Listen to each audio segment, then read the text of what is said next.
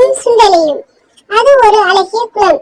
அந்த குளத்திற்கு அருகில் ஒரு மரபொந்து ஒன்று இருந்தது. அந்த மரப்பொந்தில் சுண்டலி ஒன்று வசித்து வந்தது. அந்த சுண்டலிக்கு குளத்தில் வசித்த தவளையுடன் நட்பு ஏற்பட்டது. தினமும் அந்த தவளையும் எலியும் சந்திப்பது வழக்கம். ஒரு நாள் எலி தவளையில் விளையாடிக் கொண்டிருப்பதை பார்த்தது. உடனே எலி தவளையிடம், எனக்கும் நீச்சல் கற்றுத் தர முடியுமா என்று கேட்டது. தவளையும், நாளை உனக்கு நீச்சல் நான் கற்றுத் தருகிறேன் என்று கூறிவிட்டு சென்றது. அடுத்த நாள் சுண்டலிக்கு நீச்சல் கற்றுத் தருவதாக கூறிய தவளை தன்னுடைய காலை எலியின் காலுடன் சேர்த்து ஒரு கயிற்றினால் கட்டி கொண்டது. அப்போது மேலே பறந்து கொண்டிருந்த கழுகு ஒன்று இவைகளை பார்த்து தாக்க வந்தது. உடனே தவளை தன் உயிரை காப்பாற்றிக் கொள்வதற்காக சுண்டலியுடன் தண்ணீரில் பாய்ந்தது. தண்ணீரில் மூழ்கிய சுண்டலி மூச்சு திணறி இறந்து போனது. அதன் உடல் மேலே மிதந்த போதும் அதனுடைய கால்கள் தவளையுடன் சேர்த்து கட்டப்பட்ட நிலையிலேயே இருந்தது.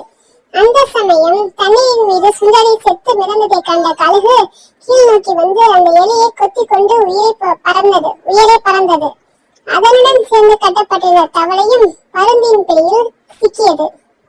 இரண்டு விருந்து கிடைத்த சந்தோஷத்தில் பருந்தானது தவளையும் கொன்று தின்றது. நீதி: நாம் ஒருவரை நண்பனாக ஏற்றுக்கொள்வதற்கு முன் அதற்கு அவர்கள் தகுதியானவரா என்று யோசிக்க வேண்டும். இல்லையேல் தவளைக்கு நேர்ந்த கதிதான் நமக்கு ஏற்படும். Thank you for watching.